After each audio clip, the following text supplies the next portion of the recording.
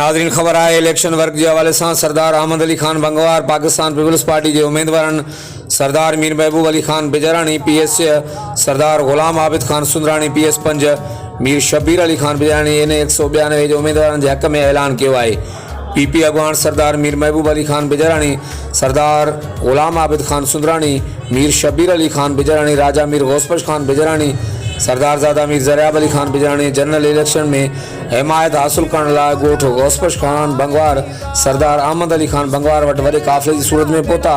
सरदार Ahmad Ali Khan बंगवार Pakistan peoples party के उम्मीदवार सरदार मीर महबूब Ali Khan Bijrani PS 6, सरदार गुलाम Abid Khan Sundarani PS 5, Mir Shabbir Ali Khan Bijrani इन 192 जे उम्मीदवार के हक़ में ऐलान किया है।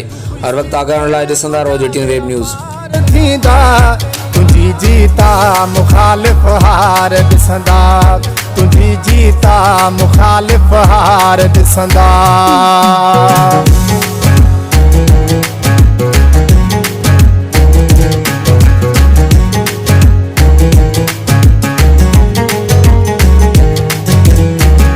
तुझी जीता मुखालिफ हार दिसंदा। लगे को सोन तो खेवाओ साईं, असां जो आहे तो साचा हो साईं, असां जो आहे तो साचा हो साईं।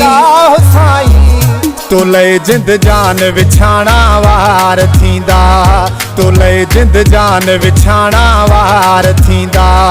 तू खुश थी खिल तुझा बेड़ा पार थींदा, तू खुश थी खिल तुझा बेड़ा पार थींदा।